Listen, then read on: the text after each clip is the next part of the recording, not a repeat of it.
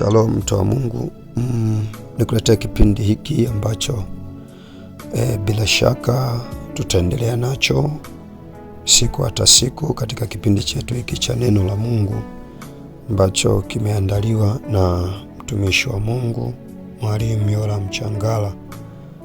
Kipindi hiki tutakuwa tunajifunza mambo mbalimbali ya kuhusiana na kanuni ya kimungu au kanuni ya kibibilia ambayo waliwahi kuitumia watu wa Mungu katika nyakati za Biblia, na sisi katika zamani tulizonazo. Basi tutajifunza ili tupate kujua maongozo au miongozo au maelekezo ya kimungu. Siku ya leo nataka nikuletee mada hii au elimu hii au mafunzo haya kwa neema ya Kristo Yesu ambayo amenipa. Basi leo kichwa chetu cha somo au kichwa chetu cha ujumbe ambacho tutatembea nacho kinazungumzia jinsi ya kusoma Biblia na kuielewa kirahisi. Jinsi ya kuisoma Biblia na kuielewa kirahisi. Nafahamu watu wengi katika zamani zetu wanapenda sana wangekuwa wanasoma Biblia na kuielewa, ila changamoto inayokuwepo ni kwamba wengi wao wamekuwa wanaisoma Biblia ila wanashindwa kuitambua, wanashindwa kuelewa ilikuwa inamaanisha nini, na mwisho wa siku wengi wao wamekuwa na mkanganyiko mwingi. Sasa leo nimekuletea njia nyepesi zaidi ya kuisoma Biblia na kuielewa. Twende moja kwa moja, tuanze kwa kusoma maandiko ya kwenye Biblia ili pengine tuweze kuwa na msingi mzuri wa kupitia neno la Mungu. Tuanze na andiko linalotoka katika Yohana ile sura ya 7 mstari wa 14 nikusomee. Wezekana shika Biblia yako hapo, lakini shika pia na daftari na peni yako ili upate kujifunza kipindi hiki ambacho nataka tuchambue jinsi ya kuisoma Biblia na kuielewa. Katika Yohana ile sura ya 7 kuanzia mstari wa 14 imeandikwa kusema kwamba hata ikawa katikati ya sikukuu Yesu alikwea akaingia hekaluni akafundisha. Mstari wa 15 nasema hivi, Wayahudi wakastaajabu akisema, amepataje huyu mtu kujua elimu ambayo hakusoma? Hapa walichokuwa wanazungumzia ni elimu ya neno la Mungu. Wayahudi wakawa na staajabu kwamba amewezaje Yesu kujua haya mambo, kuyafasiri ambayo hakusomea. Sasa mstari wa 16 niendelee kusoma katika Yohana ile sura ya 7 mstari sasa wa 16 nasema hivi, basi Yesu akawajibu akisema, mafunzo yangu si yangu mimi ila ni yake yeye aliyenipeleka. Mstari wa 17 ambao ndio pointi ya kuishika sana. Mstari wa 17 anasema hivi, mtu akipenda kuyatenda mapenzi yake atajua habari ya yale mafunzo kwamba yatoka kwa Mungu au kwamba mimi nanena kwa nafsi yangu tu. Mtu akipenda kuyatenda. Kinachosababisha watu wengi wasielewe Biblia ni kwa sababu hawaishi kwenye yale ambayo Biblia imeelekeza au imefundisha. Kwa maana nyingine nyepesi ni hivi kwamba Biblia hii tunaisoma ambayo hata wewe umeishika hapo huwa unaisoma, imeandikwa na watu waliokuwa wanaandika maisha yao, yani kulingana na vile walivyokuwa wanaishi, vile vilivyokuwa vinatokea kwenye miili yao na kwenye maisha yao, hivyo ndivyo walivyoamua waviandike kwenye Biblia hii ambayo unaisoma. Tena haikuitwa Biblia, wao walikuwa na kiita, kwa mfano kitabu cha Mathayo, kitabu cha Kutoka, kitabu cha mambo ya Walawi, labda kitabu cha Nehemia, walikuwa au kitabu cha Yeremia, kitabu cha Isaya, walikuwa wanazungumzia maisha yao, yani historia zao, wamepita wapi, walifanya nini, na mwisho wa siku ndo wakawa wanaandika katika sehemu ya yale ambayo walikuwa wanayaishi. Sasa nimekusomea hapa ambao ndio nasema mtu akipenda kuyatenda mapenzi yake atajua kwa habari ya haya mafunzo yanatoka wapi. Kwa maana nyingine ukiliishi au ukianza kuyaishi mafundisho ya kwenye Biblia ukisoma pia katika Biblia, katika Luka mahali fulani hapa, nataka nikusomee. Biblia inasema kwamba aliye mwaminifu katika mambo madogo, hata mambo makubwa anaweza kuwa mwaminifu. Wengi wao au watu wengi wamekuwa wanatamani wajue, kwenye Biblia ametajwa da joka ana vichwa si 17. Sasa mimi ni kushauri au tu nikwambie mtu wa Mungu kwamba achana na kuhangaika na mambo ambayo magumu, ambayo utaumiza tu ufahamu wako. Embu anzia kwenye yale kwanza uliyoyaelewa, yaishi vile utakavyokuwa unaishi, na mengine utayaelewa kwa namna nyepesi. Lakini kitendo kitakachopelekea ukawa unatafuta kujua siri, joka lina vichwa 17 si 15, wala sijui kwenye kitabu cha Danieli mafumbo, mimi nakwambia utaumiza ufahamu wako bure tu, utajichosha bure tu. Sikwambii kwamba usizisome hizo habari, ila ambatanisha na maisha yako, yaweko maisha ambayo utakuwa unayaishi. Hayo yenyewe atakuwa yana uwezo wa kufasiri au kujaribu kukuonyesha kuhusiana na mengine ambayo utakuwa huyaelewa, utaanza kuyaelewa kwa namna nyepesi.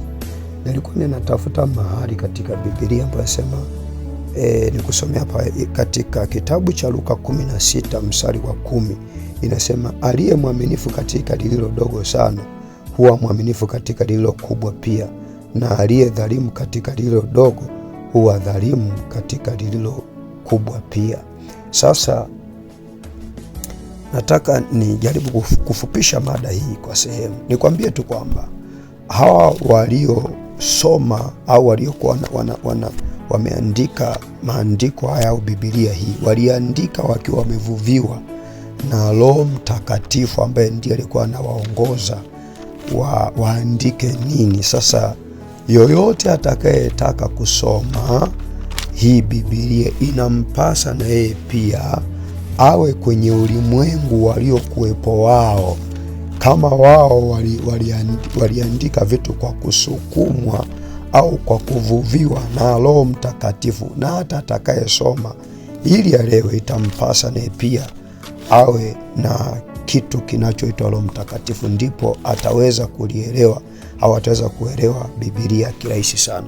Pengine nikusomea hapa pia katika Petro wa pili ile sura ya kwanza mstari wa 20, nikusomee hapa. Nasema hivi, mkijua neno hili kwamba ya kwamba hakuna unabii katika maandiko upatao kufasiriwa kama apendavyo mtu fulani tu, maana unabii haukuletwa popote kwa mapenzi ya wanadamu, bali wanadamu walinena yaliyotoka kwa Mungu wakiongozwa na Roho Mtakatifu. Kwa wao waliongozwa na Roho Mtakatifu kunena au kuandika yaliyo kwenye Biblia. Sasa njia nyepesi ya wewe kuelewa, lazima niwe na Roho Mtakatifu huyo aliyewavuvia wao kuyaandika haya, na wewe uwe naye huyo Roho Mtakatifu, ndipo ataweza kukufasiria au kukufundisha juu ya hayo ambayo wewe pengine unaona ni maandiko magumu sana, mimi siyaelewi. Nikwambie, utahitaji Roho Mtakatifu ambaye yeye ndiye mwalimu mzuri, na Roho Mtakatifu mpaka umpate, nitakuelezea kanuni zake hapa kadhaa, ambazo nitataka nikusomee, lakini pia nikusomee kidogo hapa maandiko katika Yohana. Nikusomea hapa katika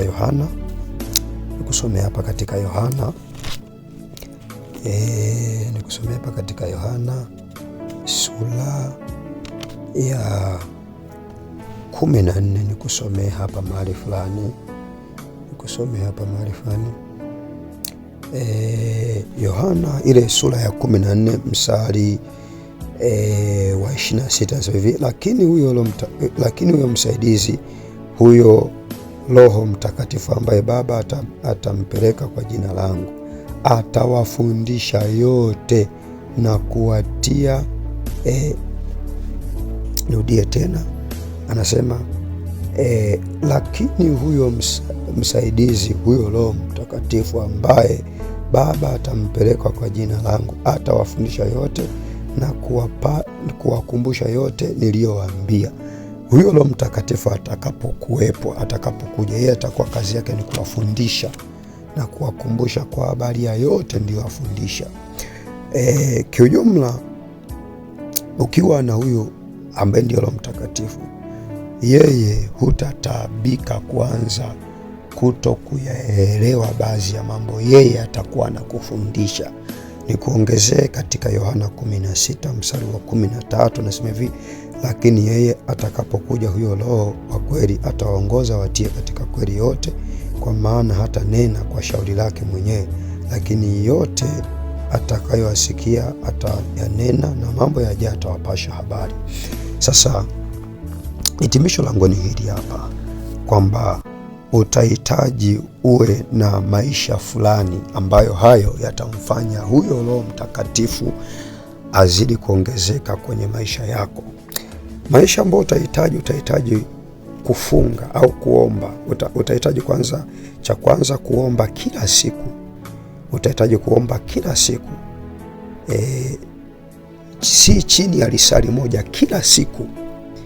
Patikana mahali fulani ukiwa unaomba. Hiyo pia Yesu aliishi, mitume waliishi, na manabii waliishi kwa sura hiyo. Ndio maana wao walivuviwa na Roho Mtakatifu, au Roho Mtakatifu aliwaongoza na kuwa pamoja nao kwa sababu waliishi maisha yao. Nikusomea hapa katika Luka 21 mstari wa 37, inasema hivi: basi kila mchana alikuwa akifundisha hekaluni, na usiku huenda kulala katika mlima uitwao Mizeituni, na watu wote walikuwa wakiamka mapema waende hekaluni ili kumsikiliza. Sasa mstari wa 37 ambao inasema kwamba kila mchana alikuwa akifundisha, afu jioni huenda kulala katika mlima wa Mizeituni. Kule alikuwa haendi tu kulala, alikuwa anaenda kuomba kila siku. Alikuwa na desturi hiyo, alikuwa na tabia hiyo, kila siku jioni ataenda kuomba. Lakini pia hata wanafunzi wa Yesu walikuwa na tabia hiyo. Pengine nikuongezea hapa pia katika Luka 6 hapa nikusomee mahali fulani hapa. Luka 6 mstari kama wa 10 hapa nikusomee pia uone. Luka 6 mstari wa 12 nasema ikawa siku zile akaondoka akaenda mlimani ili kuomba, akakesha usiku kucha katika kumwomba Mungu. Aliomba usiku kucha. Yesu ndo alikuwa na desturi ya kuomba kila siku, alikuwa na desturi hiyo. Hapa aliomba usiku kucha.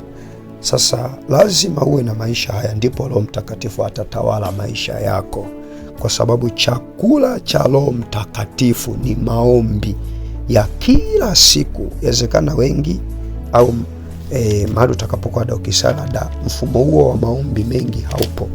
Utatakiwa uwe na maombi mengi, ambayo hayo ndiyo yatakayomfanya Roho Mtakatifu aongezeke sana kwenye maisha yako.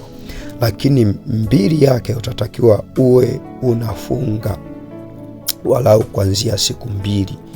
Uwe unafunga walau kwa wiki mara 2, na pia jiwekee ratiba hata za mwanzo wa mwezi au mwisho wa mwezi. Unafunga hata 3 kavu, 4 kavu, 5 kavu, kulingana na vile utakavyokuwa umejipangia. Wakati mwingine jiwekee labda mwanzo wa mwaka unafunga hata siku 40, kila mwisho wa mwezi labda unajiwekea siku 2 au 3, na katika kila wiki unajiwekea unafunga walau hata mara 2 kwa juma.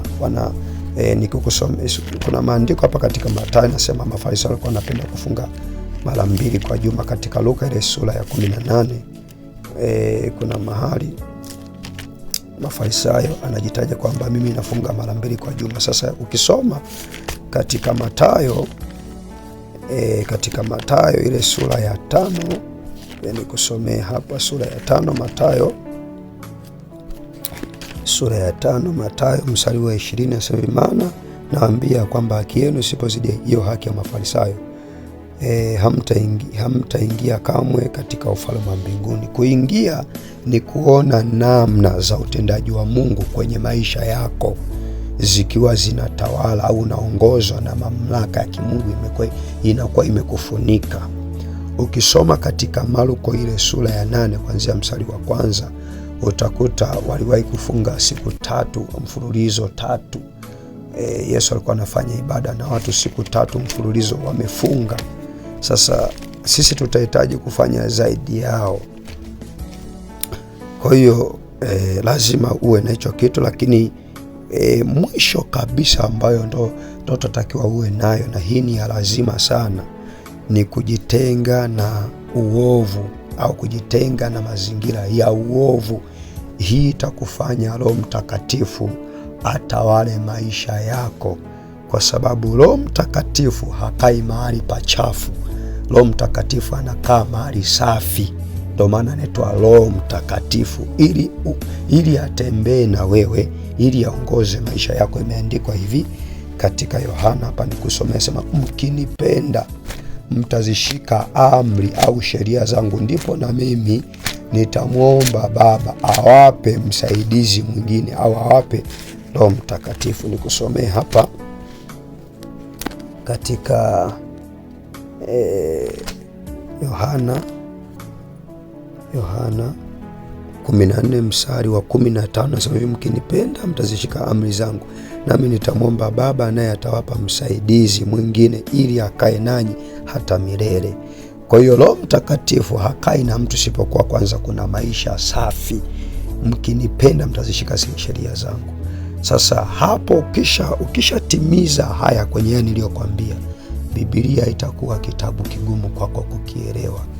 Utaelewa kwa namna nyepesi, kwa sababu Roho Mtakatifu atatawala maisha yako. Ndiye atakayekuwa mwalimu wa kweli. Mahali popote utajikuta automatically ukiingia kanisa lolote, kama wao wamejiungamanisha na madhabahu za kuzimu au wamejiungamanisha na vitu vya kishetani, au mahali kwenye kanisa hilo wanafanya vitu vya kishetani, utajikuta ndani yako Roho Mtakatifu anakwambia hapa si mahali sahihi pa kusali. Utajikuta automatically ndani yako Roho Mtakatifu anakuwa anaugua na kukwambia hapa ondoka. Vinginevyo utajikuta unatembea ukiwa kwenye giza totoro. Utashiriki kila aina ya vitu vichafu na vitu viovu, na mali pengi utajikuta unashikishwa vitu vya hovyo na kuambiwa hivyo ndio upako au labda ndio Mungu yumo, lakini kumbe hata Mungu hayumo humo. Neema Kristo Yesu pamoja naye kwa leo. Acha niishie hapa. Nikutakie baraka na neema Yesu Kristo. Namba zangu ni hizo hapo. Waweza ukachangia sadaka zako, lakini pia waweza ukakomenti kusema umejifunza nini, umeelewa nini na nini unachotaka, kwa maoni na kwa ushauri utakayokuwa unahitaji. Usisite kukomenti chini hapo, lakini pia usisahau kusubscribe ili tuendelee kujifunza elimu hizi za ufalme wa Mungu. Neema Kristo Yesu iwe pamoja nawe. Amen.